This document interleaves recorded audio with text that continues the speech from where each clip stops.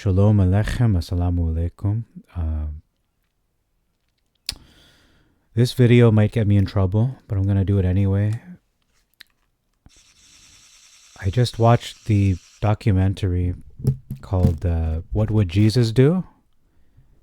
It was also known as Christspiracy, a documentary that was made by Kip Miller. So let us investigate this Kip Miller before we get into this documentary. Oh, goodness me.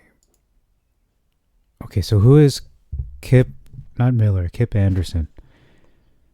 Kip Anderson is an American filmmaker. He's done other documentaries.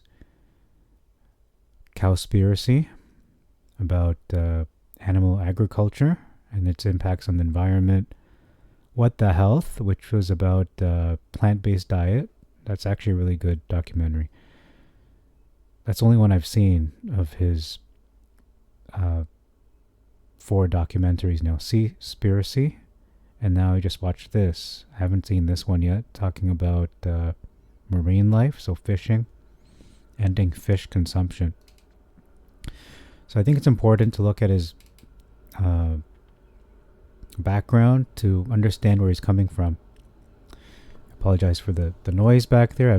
I can't control that, but that's some noise.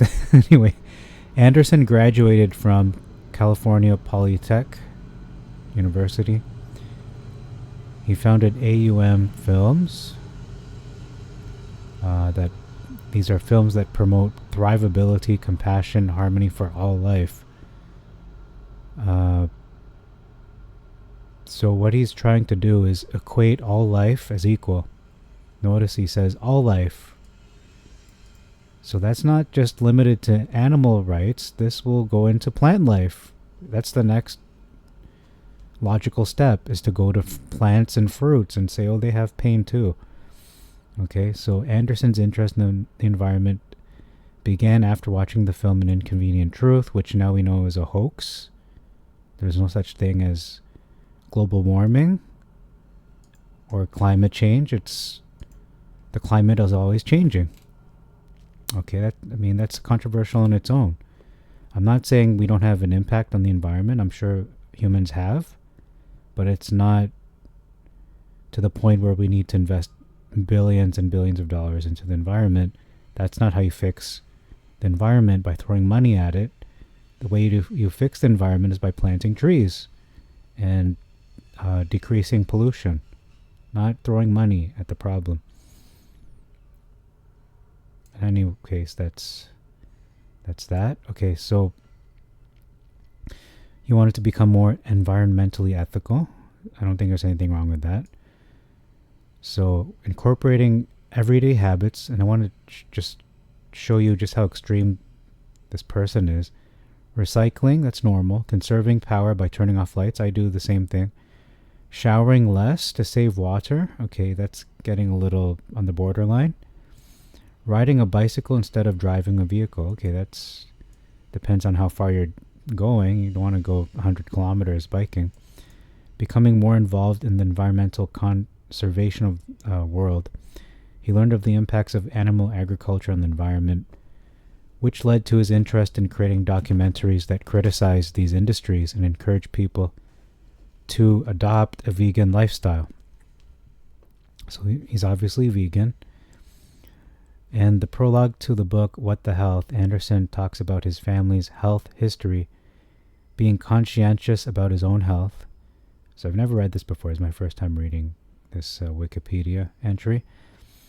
And learning about research into the impact of meat consumption on health influenced him to start the documentary project. So that's his background. He's an extremist in terms of equating all life as equal. Harmony for all life. Okay, so let's get into the documentary itself now. So I did take notes while watching the documentary, and I'm going to read my notes and try to address a lot of the topics discussed in the documentary. So, what would Jesus do? documentary by Kip Anderson. So the first thing he talks about, one of the biggest issues, is the issue of Jesus Christ, Yeshua, Messiah, kicking out the uh, the money changers and freeing the animals, so to speak, from the temple. What he doesn't realize is that the problem wasn't that they were selling animals. The problem was where they were selling the animals. They were selling them within the temple complex. It's not a marketplace. The temple is not a marketplace. That's why he said, don't make my Father's house a marketplace. They could sell outside the temple if they wanted to, but they decided to just, let's just do it in the temple grounds, which was not permitted. That was the issue. It wasn't about animals being sold. Because anyone who's familiar with the Torah knows there are perpetual sacrifices every day. It's just a perpetual sacrifice of lambs. And then you have the holy days where you sacrifice bulls, rams, different numbers for every day, and Sukkot, Passover lamb, obviously. There's a sacrifice for the new moons. And he was basically saying, millions of animals are being slaughtered. I can't confirm that. I don't know the exact number that would be slaughtered on a yearly basis. I don't know. It's something I have to look into. But he was claiming the temple is a slaughterhouse. Is that true? You know what? I think it's true. I think it is a slaughterhouse, or was a slaughterhouse, but it's not. You can't equate the ancient temple with the modern slaughterhouses of today, because modern slaughterhouses they do not have ethics. They don't treat animals humanely. Whereas in the temple, if you would research that, and I think that's a good topic to research in the future, I'm sure that Elohim wants the animals to be treated with respect and dignity, not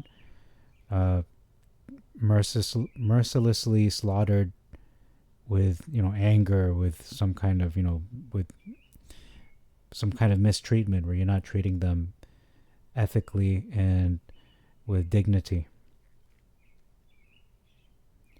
And in terms of the slaughtering, that's a good topic to look into as well, because I'm not an expert on that.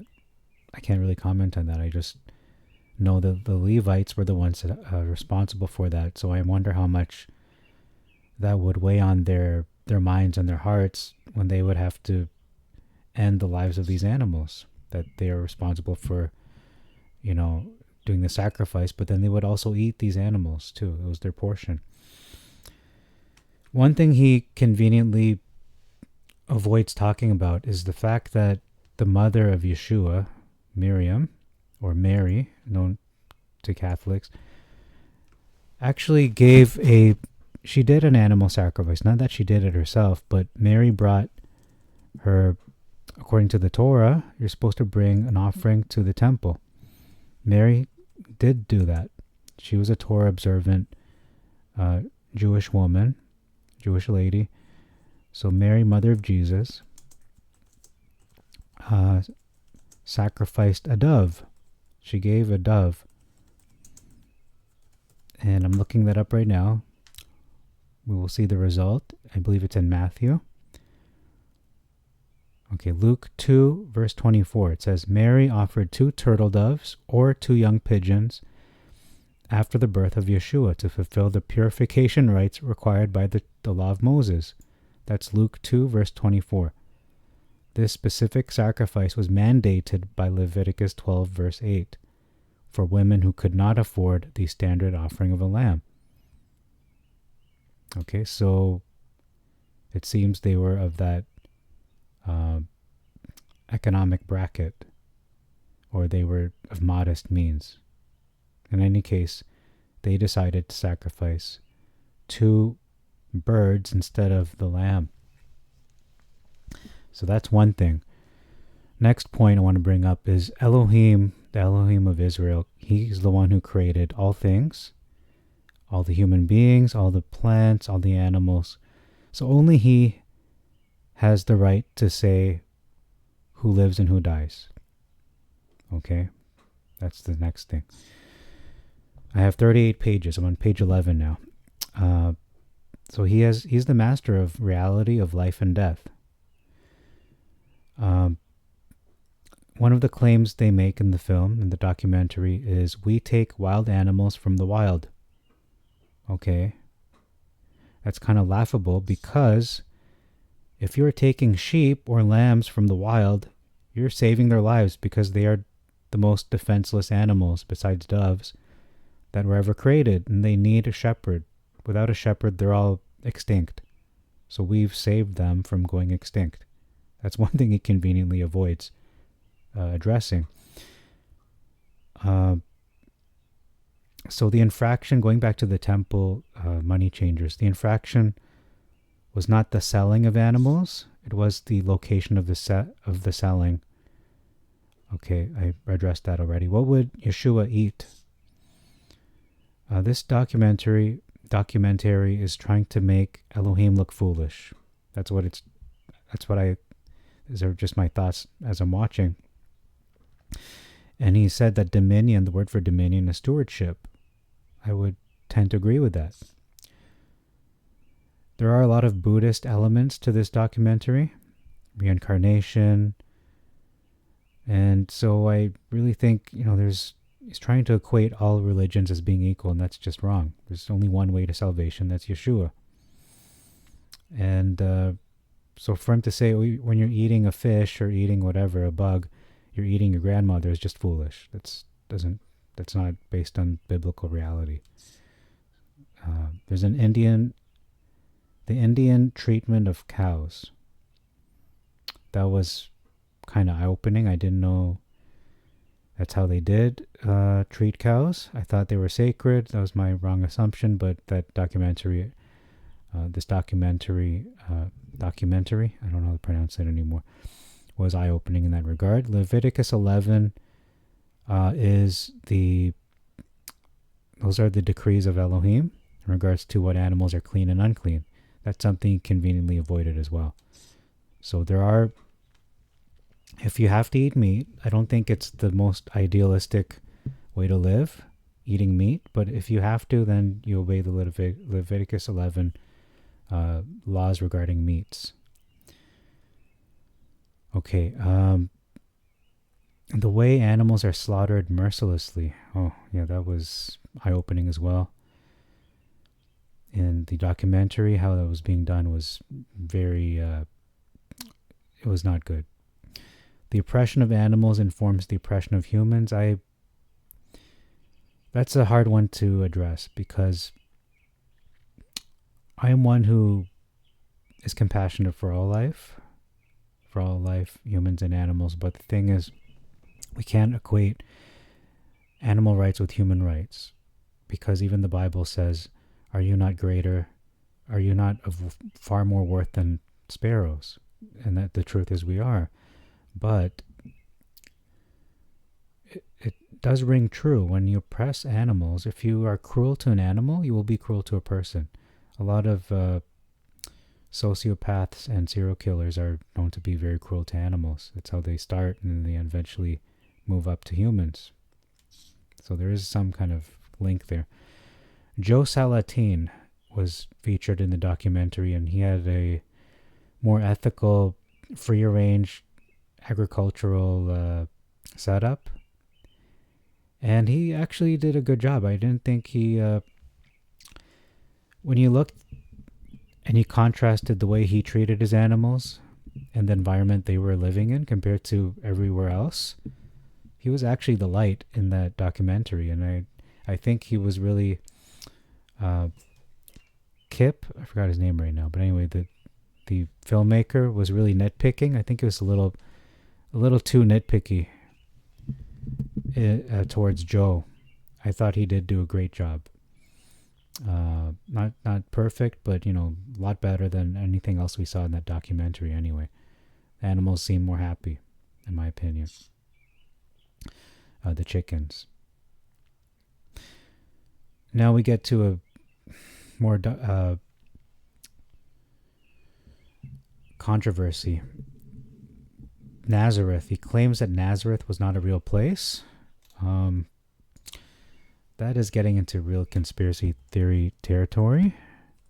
I'm pretty sure it does exist.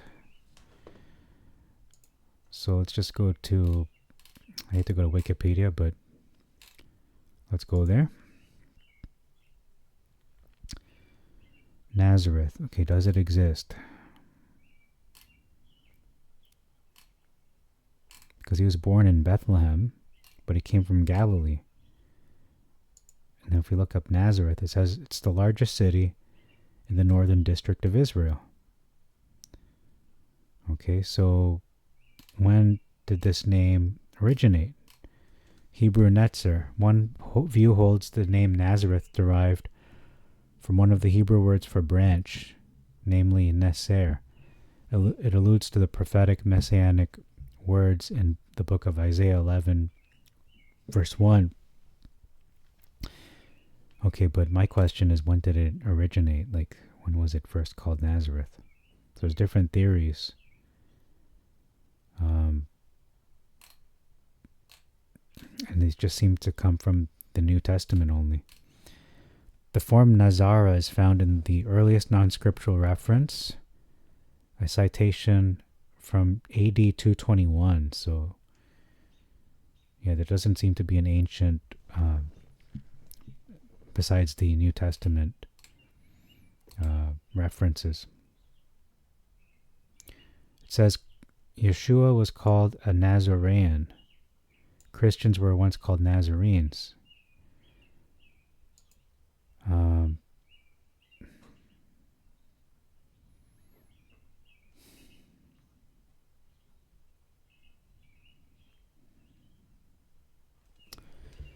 Okay, yeah, there's a lot of reading to do in regards to this topic. History. It says archaeological evidence shows that Nazareth was occupied during the Hellenistic period.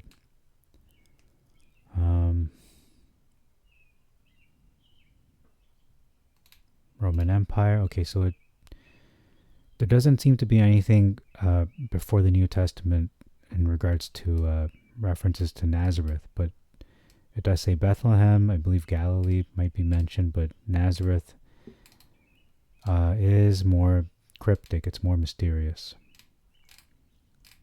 So that part seems to be true in regards to the place of Nazareth, because Yeshua is referred to as a Galilean, not so much a Nazarene. Even in the prophecies, it doesn't say Nazareth. It says Bethlehem Ephrathah.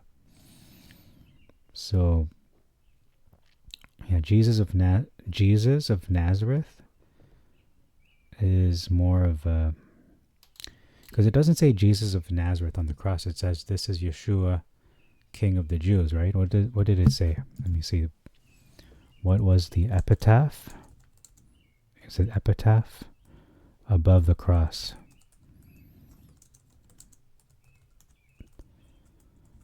It was written in 3 languages, Hebrew, Greek, and Latin.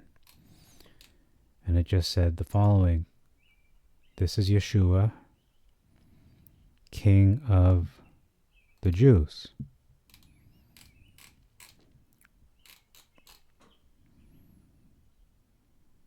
Or does it say Jesus of Nazareth? Does it say that? It says this is, okay, there's different places. Matthew, it says this is Yeshua, the King of the Jews. Mark, it says the King of the Jews. Let me just show you my screen so you know I'm just not pulling a fast one on anyone. Luke, it says this is the King of the Jews. It's only John who says that this is Yeshua of Nazareth, Nazarenus, the King of the Jews. This is the only one where it says Nazareth. So that is interesting. It's only John of all 3 of the Gospels. Okay. Oh, all right. And now the next question he identifies a group called the Nazareans, where they are opposed to the temple. That's his claim.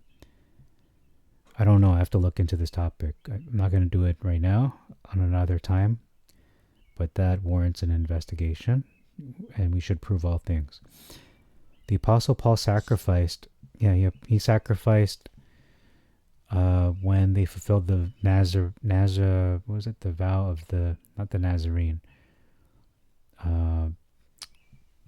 What do you call it, that vow? Samson, Nazarite. It's called the Nazarite vow, not a Nazarene vow. So that is something he conveniently avoided as well, or just doesn't know about it. Another thing he just ignores and avoids is John the Baptist was not a vegetarian. He did eat honey and locusts. These are bugs. So you're going to just ignore bug rights? Like no insects have rights? And he says fish was a mistranslation. He's saying it is actually prosphagion. Is that true? That needs to be fact checked.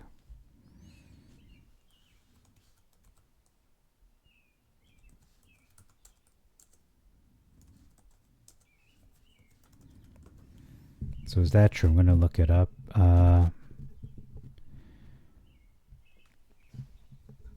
So it says that prosphagion means something eaten in addition to bread, or a relish, used to describe cooked, boiled, or broiled fish. So it can mean fish. But my question is, when it says that Yeshua ate fish with honey, what is he eating? Relish with honey?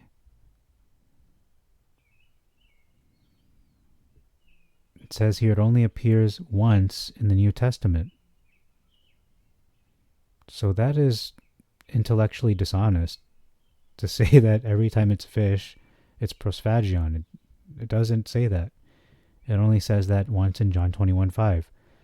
But if we look at the other references to this, let me just look it up here in AI mode. I'll ask what Greek word was used when Yeshua ate fish with honey.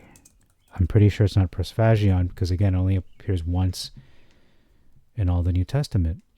It says the word uses ichthyos aptu for the fish and melisiu kyriou for the honeycomb.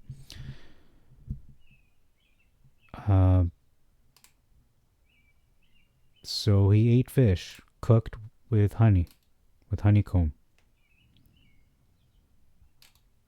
So that is intellectually dishonest. He just lied to everybody and said Jesus never ate fish. That is a lie. The occupation of the disciples was famously fishermen. They were fishermen. And Yeshua told them, throw your net on one side of the boat and they'll catch the fish. And they ate the fish, didn't they? They sold and probably ate some of the fish. So that is a lie from the documentary.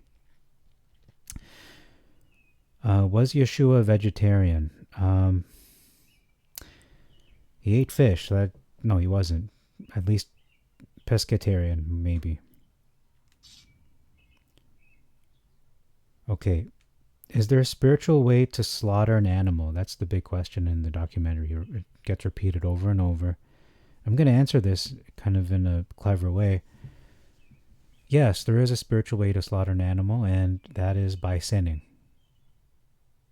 It's by sinning, because the requirement when you break the Torah is life is required. The spilling of blood is required. How is this fulfilled? Because the blood is life. So blood is required. Life is required because you broke the Torah. And the penalty is death. So that is how you spiritually do it. So what is the solution? Don't sin. That's the solution. If I had to physically an animal every time I sinned, I would probably stop sinning. Let me tell you that.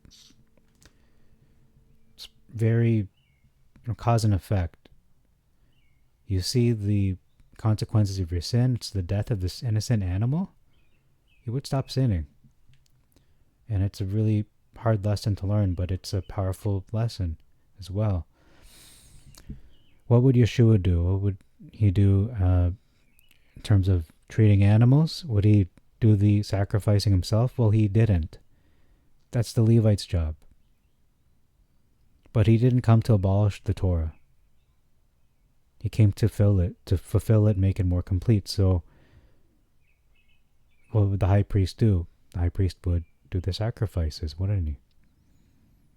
But Yeshua didn't have to do the sacrifices. He was the sacrifice. He gave his own life for a sacrifice. So notice that contrast. They brought up a really good quote regarding the good shepherd dies for his sheep. Doesn't mean that the good shepherd doesn't eat sheep.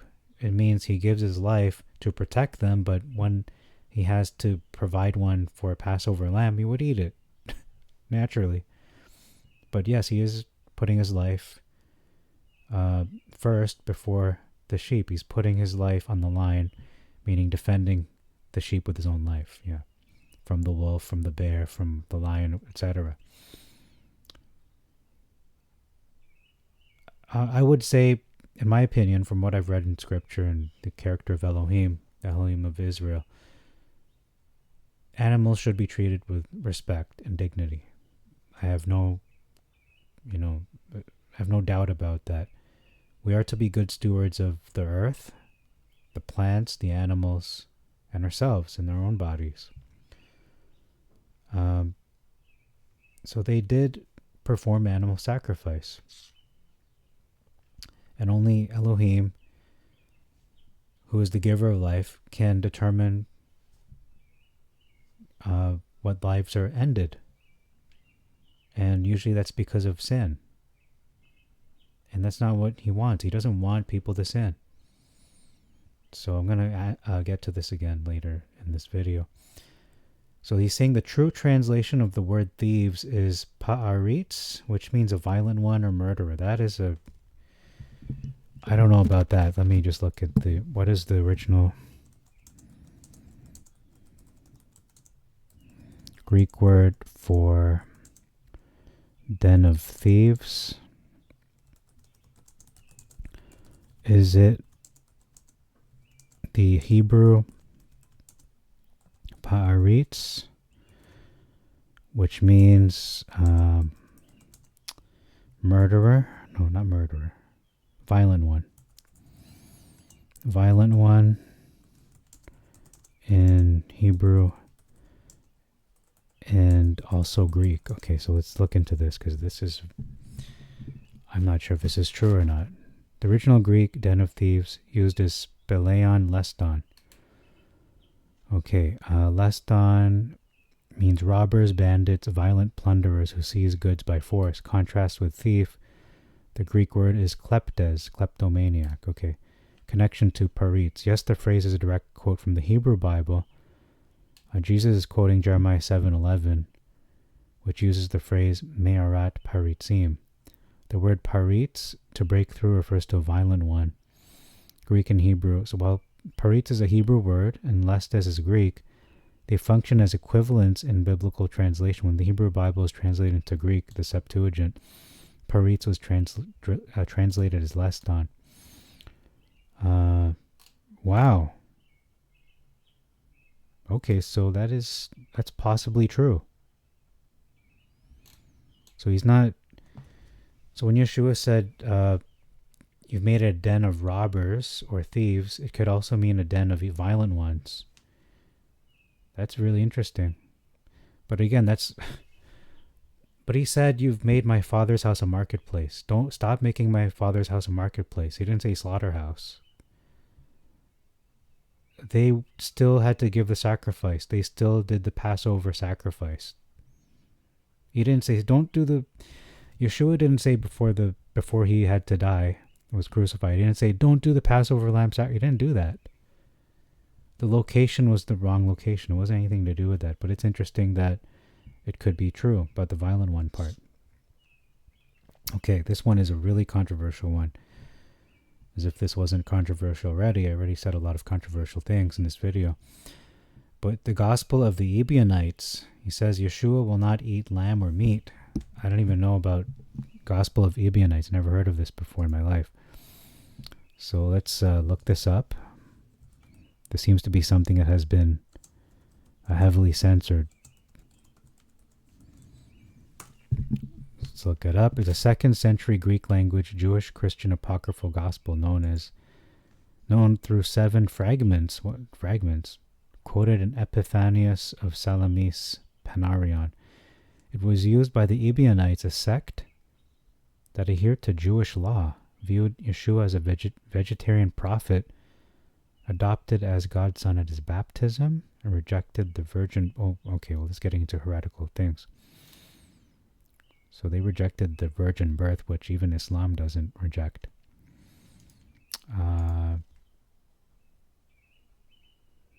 He was adopted. How can it be? Well, the gospel portrays Yeshua not as eternally divine, but as a human, became the Son of God at his baptism. That's heretical already. Okay, so I just want to throw this out already. It is considered harmony of Matthew and Luke. Vegetarianism, anti-sacrifice. The text portrays John the Baptist and Jesus as vegetarians. John eats cakes of honey instead of locusts. Okay, well that's, what do you call that? Retconning. Yeshua states he came to abolish animal sacrifices, saying, I come to destroy the sacrifices. If you do not cease from sacrificing, the wrath will not cease from you. Okay, that is... He's going to have to talk to his mother who sacrificed the dove, or gave the dove to the priests. He's going to have to speak to the Apostle Paul, who fulfilled the Nazirite vow. He's going to have to talk to every time they did the Passover in his 30 years on earth, every time they sacrificed lambs. So no, it doesn't make any sense. The gospel omits the birth and infancy narratives, starting instead with the ministry of John the Baptist.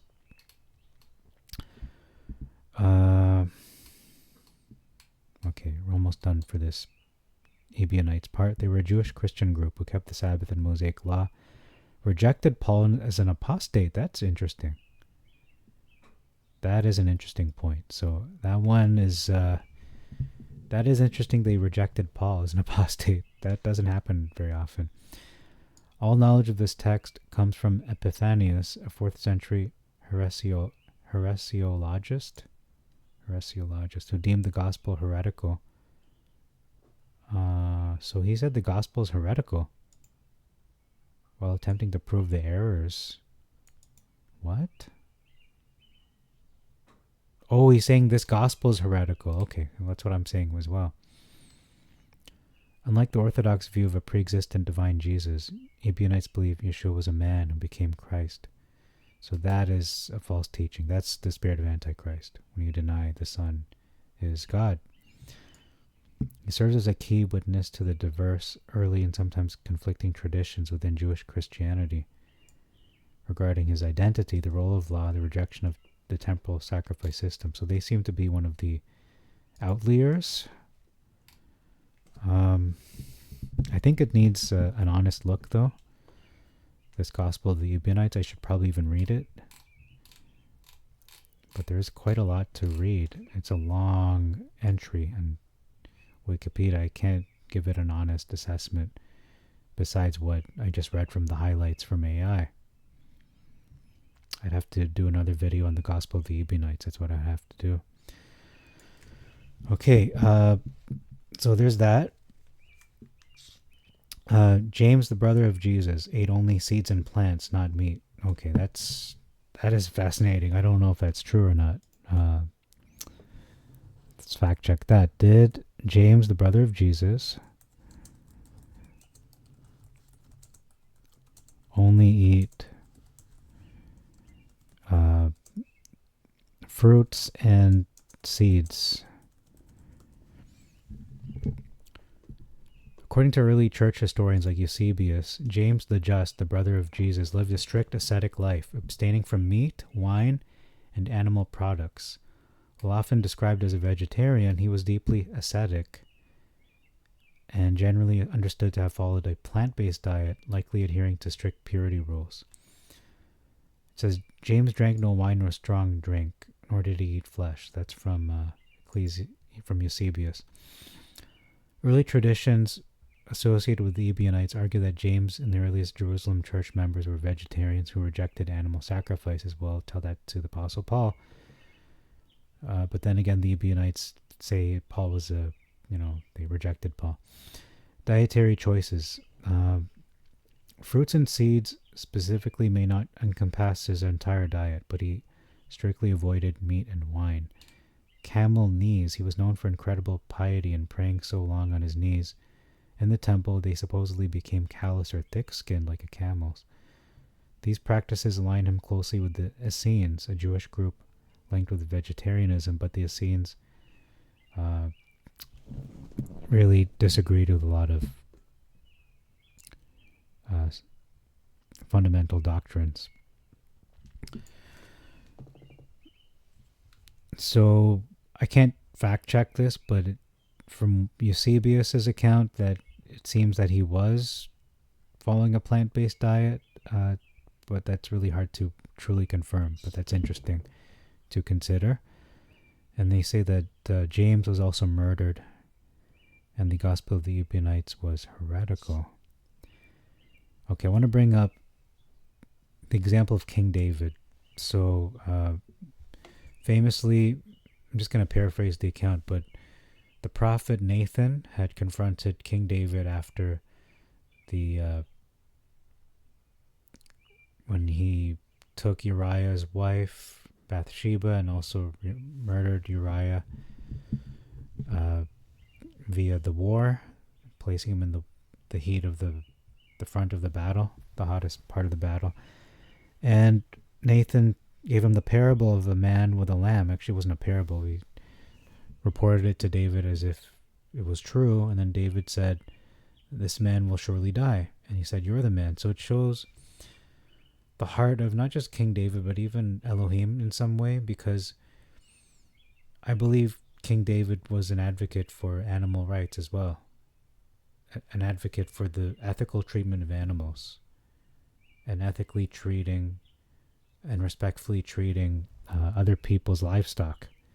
And in this case, this man in the parable, in this example, did not so much see the lamb, or saw the lamb as a lamb, but treated it like his own child.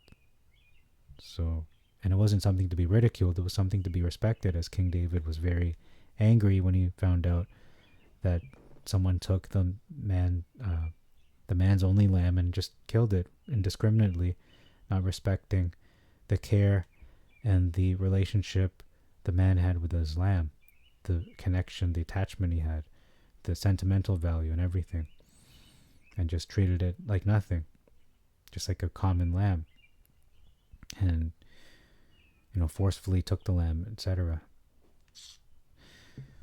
Okay, so yeah, this filmmaker Kip is an extremist in terms of everyone's rights should be equal. Animal rights are not equal to human rights. There's different levels, okay? There's levels to this, as they say. So human beings are in the image of Elohim. We should be treated with the most respect, but animals should be treated with respect. It doesn't mean we don't respect animals and not be good stewards of them. That we neglect their that they have emotions, that they have pain, that we can also verbally abuse them because they understand language. That's what my personal belief is. They understand, but they just simply can't speak English. They don't have that ability presently, but they can be given that ability at any time, as Numbers chapter 23 with the talking donkey reveals, where Elohim opened its mouth. So pain, question of pain. Does the absence of pain then make eating animals more ethical? That's a question I would pose to the filmmakers. Does it make it more ethical if we just, end the lives of animals in a painless way? Does it make it more ethical? Because people perceive plants as having no pain receptors. You don't hear a plant say ouch or cry if you are going to boil it. But animals is different because we see their face and we can tell they're in pain or in emotional distress. But does the absence of it, like when they stun when they stunned an animal in the that man's farm, forgot his name right now. Anyway, Joe something, Salatin. Does that make it more ethical? I would say it does. It's like anesthesia. But that's just my opinion. Animals help us connect to the universe and creation. Yeah, that's actually an interesting point. Some of the most famous and popular things to watch on the internet are animal videos, like cute animal videos or just any video on animals. But when we respect the creation and we treat it with dignity, we are good stewards of animals and so on. When we do our God-given role on this earth, then I think everyone benefits. When animals are treated more ethically and we're good stewards of the creation, and even slaughtering them in an ethical, dignified way, not keeping them in cramped places, but they're able to graze in a natural environment, then I think it's we do connect more to the universe and creation. I should say they help us to connect to the universe and creation. They help us to create to the connector, they help us connect to the creator. Okay, I kind of missed. It's really late right now. So that is, I think that there's some truth to that. 5 more pages. Okay, WWJD Documentary. That's what I'm talking about. Is being vegan superior to being a meat eater? I think in the examples in scripture, we see Daniel, we see Adam and Eve in the garden. They weren't eating animals at that point. It was only after the flood where they had nothing to eat, so they had to eat meat. But in a lot of accounts where someone wanted to gain greater spiritual insight or go to a higher level of operating, like higher operational optimal capacity or optimal performance of brain power and spiritual power, they usually fasted and prayed. They didn't even eat, period. And then you have the level where, like, Daniel ate pulse, which is defined as vegetables and or nuts and seeds and so on, legumes. So notice he didn't eat meat there. So one would deduce that it could be superior in a way that it keeps you more pure, but it is better to follow the Torah because we're commanded to do sacrifices. The high priests, the ones who are commanded and anointed for that, have to do that either at the tabernacle or the temple, but that has to be done. It took 7 years to make that movie. It's quite time consuming. I respect them for doing that. That's a lot of work. But my next question is, does forever mean forever? Because it says in the Bible, this shall be a perpetual statute forever, the sacrifices. So let me pause for a moment. Okay, so this is an interesting discussion on when it says this will be a statute in your generations forever, and I'm talking specifically about perpetual statute as it relates to animal sacrifice. Does it mean forever, forever, forever, for all time, amen, infinity? So in the original Hebrew Bible, the phrase perpetual statute, which was in the Hebrew hukat olam, does not typically mean forever in the sense of infinite, endless period of time, an uninfinite period of time. Understood in modern English, olam refers to a long-lasting, indefinite duration, yes, equivalent to for the duration of the covenant or as long as the current order stands. Okay, so that's one opinion. The Greek Septuagint translates this using aionios, which carries a similar meaning of age-long, pertaining to an age rather than strictly metaphysically eternal or indefinite. So what perpetual statute means, olam, beyond the horizon, hidden time, Ionios means lasting for a long, indefinite age. The contextual limitation. The Bible applies this forever language to things that have already ended, such as temple sacrifices. Well, that's kind of temporarily on hold until the temple's rebuilt. Does it mean until the millennium? That's a good question. The consensus in mainstream Christian theology is that these perpetual ceremonial laws were age-long, meant to last only until the inauguration of the new covenant. But that is kind of conflicting with the scriptural narrative, because again, we have the Apostle Paul going into the temple and doing the Nazirite vow. The New Testament, particularly the book of Hebrews, argues that when Christ appeared as the perfect high priest and sacrifice, the temporary shadows, the Mosaic rituals, reached their intended completion. And that's what a lot of people erroneously believe. But the thing is, in Daniel, when it talks about the sacrifices being re-established, Elohim calls them my sacrifices. My sacrifices will be stopped. He's not saying that some other god's sacrifices. These are his own sacrifices. They're done for him, meaning he accepts them. He accepts them. But will it be done forever and ever? Amen. That's the question I'm trying to ask here. In Jewish tradition, Olam suggests the commandments are legally binding and permanent for all generations of Israel, serving as a continuous link. Okay, so in summary, the original Hebrew and Greek imply a long-lasting covenantal duration, not endless eternity. The perpetual statutes were designed to remain in force until the appointed time of their fulfillment. So, I mean, my question, why I ask this question is because will it be done for all eternity, for 1,000 years, the 1,000-year millennium? Will there be animal sacrifices? Maybe. And then after, with the eternal kingdom, when the kingdom will have no end, will there be animal sacrifices? Well, I would say no. This is gonna be controversial, but I would say no. Why? Because our nature will have changed. We will no longer sin. There will be no need to. If there's no sin, there's no more sacrifice. There's no more shedding of blood.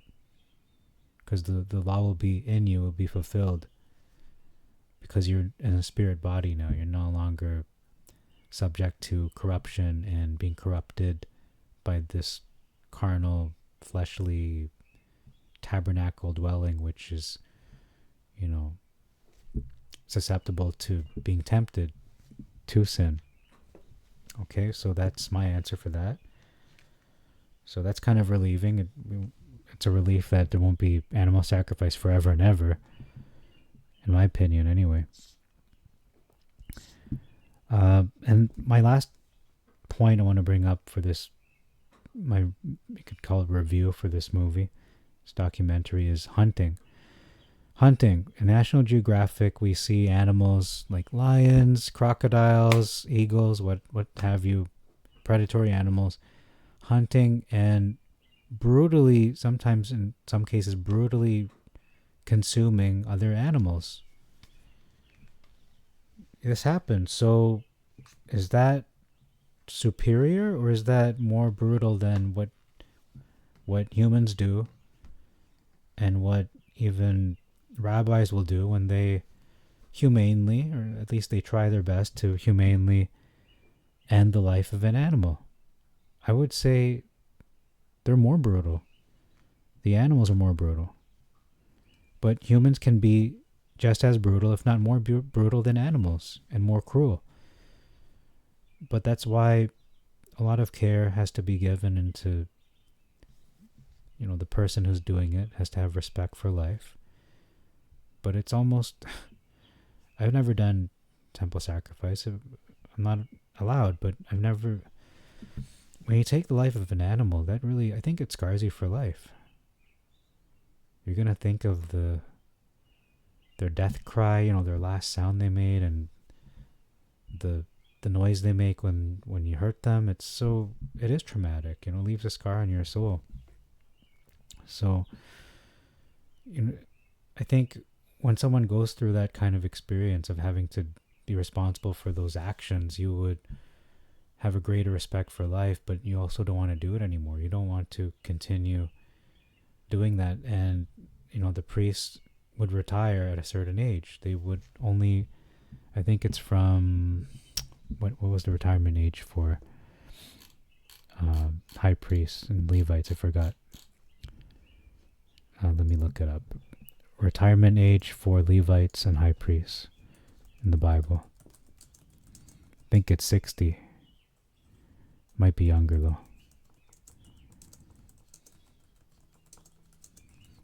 My guess is 60. Might be younger.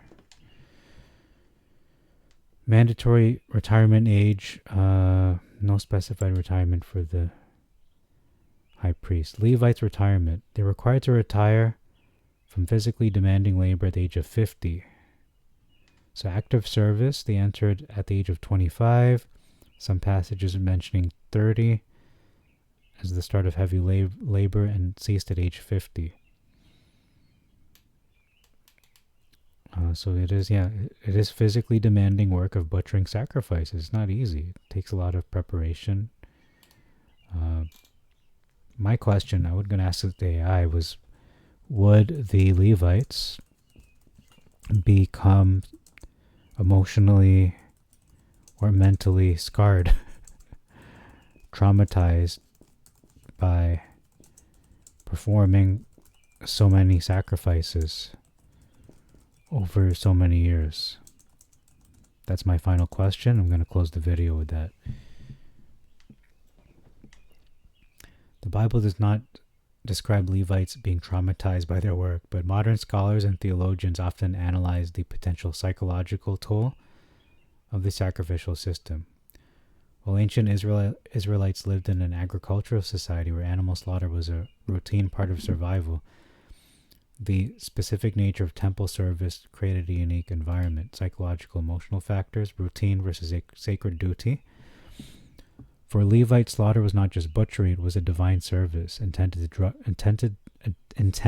to draw people closer to God. Some scholars suggest this sense of high purpose, acting as a mediator for person's atonement, likely provided a buffer against the emotional weight of a killing. Yeah, you're not doing it like, I'm just going to kill it. No, you're doing it to atone for sins or to purify or cleanse. There's so many reasons. For example, Yom Kippur, that's one of the only times where a goat is given for the sacrifice of sins. Cultural normalization. Animal sacrifice was a universal religious practice. It wasn't just Jewish people doing it. It was even the pagans as well. Because we have the account of the prophets of Baal. They had a bull on their altar as well. It wasn't just wood. They had a bull as well. The psychological impact on a Levite would have been vastly different from a modern person's reaction. Yeah, because we grew up in a culture where this is foreign to us. They were raised in a culture where blood was seen as life-giving. Yeah, exactly. Some modern Jewish thinkers, like those featured in the Times of Israel, argue that the Levites may have carried a form of simmering trauma. They suggest that dedicating one's life to constantly repairing the spiritual world through blood and death could have deep, unseen emotional scars. Yeah, maybe. I mean, that's why they retired at 50, because it does take a toll on you, perhaps. The Jewish Theological Seminary notes that the sacrificial laws actually show deep sensitivity to human nature, such as ensuring sin offerings were performed with anonymity to prevent public embarrassment for the sinner. This suggests the priests were trained to handle the emotional vulnerability of others. Okay. Protective structures is the last part. The Torah included several elements that might have mitigated long-term trauma. Team-based work. Levites did not work alone in isolation. They worked in divisions or courses. That's a good point. Rotating service, so they were not performing sacrifices 365 days a year.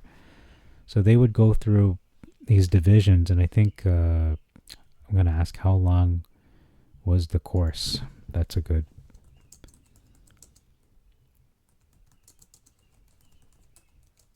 I think it's months or something. I can't remember right now. They organized into 24 divisions to ensure orderly service. These divisions rotated throughout the year. So each corps served for 1 week, from Sabbath to Sabbath. Oh, wow.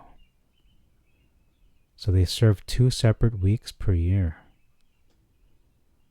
Okay, so you know what? They're not going to be as... Yeah, they'll have trauma, but I think it's lessened because they're not doing it every single day. They're doing it for 1 week out of... 1 or 2 weeks out of the whole year. 2 separate weeks per year. Because they have 24 divisions. That is very wise. Because again, if one priest was doing this every day for 360 days, something would happen in their mind, seeing all the blood and the death and hearing the cries and all that. It's going to be traumatic. But for 1 or 2 weeks out of the year, it still takes a toll on your soul, I would imagine. But 2 weeks out of 52 weeks, that's a lot less. Yeah, that's more manageable, you would think. And doesn't become like commonplace. Not that you don't get desensitized, but it doesn't become something that you'd be less desensitized 2 weeks out of, compared to doing it for 52 weeks or more than just 2 weeks. As mentioned previously, retirement age at 50 limited their total exposure to the most grueling aspects of the work. Atonement for the priest. Even the high priest had to sacrifice for his own sins first on the Day of Atonement, ensuring that those performing the rituals were themselves in a state of spiritual cleanness and mental readiness. So I want to conclude this video and say, after seeing the treatment of animals on farms and slaughterhouses, and it does make you want to become vegetarian or vegan. It does. Because you're eating animals who have gone through tremendous pain and emotional trauma and just poor conditions, really disgusting conditions. So when you eat that, you could get sick from that, you would imagine. I've seen some animals with like tumors and growths on their faces, and they don't look healthy. You're not supposed to eat animals who are sick. That's not... That's just common sense. You shouldn't do that. But how do we know what the animal we're eating was healthy or not? We don't know. We only see the meat. We never saw the face or the holistic condition of this creature when it was alive. We don't know. So in a lot of ways, it could be healthier just to be, plant-based. But I don't know. It's difficult. So, maybe I might try to do plant-based for like a week and see how that goes. I was vegetarian a long time ago for about something like a year, maybe 2 years. It was not easy to do that, but I did go through that. My health improved vastly. I lost a lot of weight, and a lot of the problems I was having health-wise were just reversed over that period of time. So yeah, there is certainly a benefit to doing that. It's not easy. It takes a lot of self-control. Yeah, it is very eye-opening, that documentary. But it is also very dishonest in some ways, as I've mentioned in this video. But I think I should revisit this, specifically going through the Gospel of the Ebionites. I want to do a video on that, or at least just read it and then maybe report back if I find anything interesting. But that's all for this video. I found it really... I feel like people are going to watch that documentary and then just be so easily swayed by everything that was being said in that video. And, we should prove all things. And a lot of things were not proven in that video in regards to theological aspects of it, in regards to the marketplace, den of thieves, and, not understanding the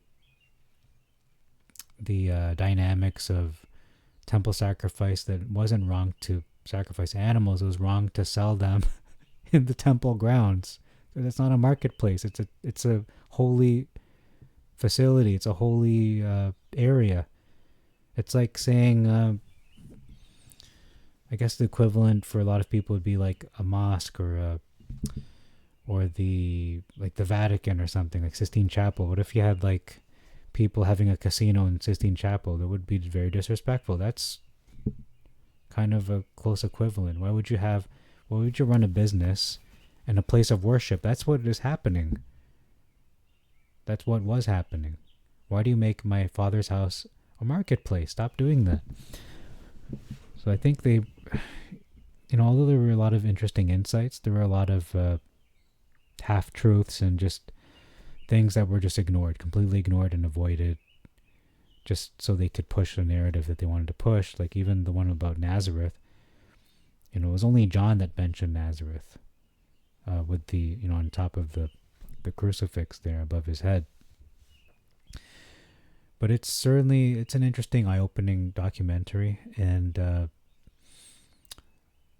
something I'll leave with me is the treatment of animals. And you have a feeling that there's something awry in terms of how animals are treated in farms and slaughterhouses, and that has to change. But I don't think it will change. It's not going to change in our lifetimes. That's just something too big to tackle. We can't even address human rights. we have problems with that. So if we can't fix that, we're not going to fix animal rights. I think it will be finally addressed in the millennium when Yeshua's ruling, and then afterwards in the eternal kingdom where there won't be any more animal sacrifices, thankfully, for animals. But in the millennium, that's going to be interesting, because I think we're going to see, as Isaiah 11 mentioned, maybe that it's going to be during that time, or is it after, where the lion will lie down with the lamb, and whether that's literal or is that just allegorical, that remains to be seen. But it's a lot to think about. I didn't want to do this video, but it really troubled me. It troubled me to my core, because I thought there was a lot of questions that had to be answered, because he was seeking interviews with a lot of theologians and different religious authorities, but in all honesty, I felt like they weren't being completely honest, or they were just not educated enough to provide a sufficient answer. So that's what my goal was with this video, because I feel like Hashem has given me a certain amount of understanding and knowing, to be able to see the complete picture of the Torah and historically, and try to measure with what was presented in this documentary. So that's my aim for this video. I hope I did that. But it is a lot to think about. It's a lot to think about.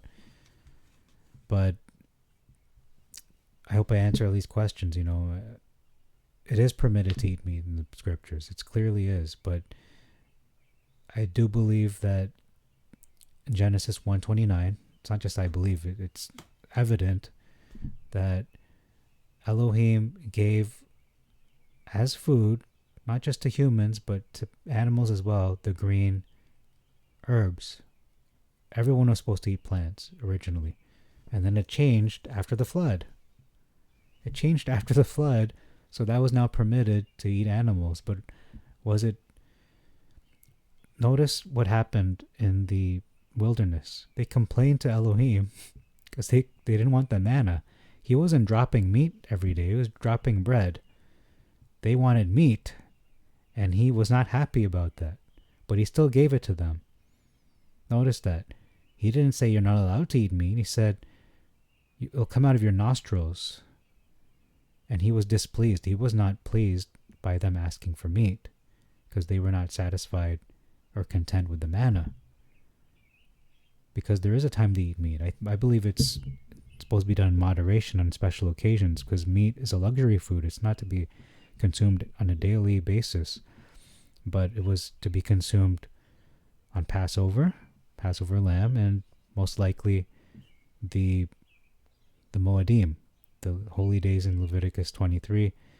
Maybe not on every Sabbath. Maybe, if it's just restricted to the holy days, and you'd be having meat twice a year, in the spring feasts and in the fall feasts.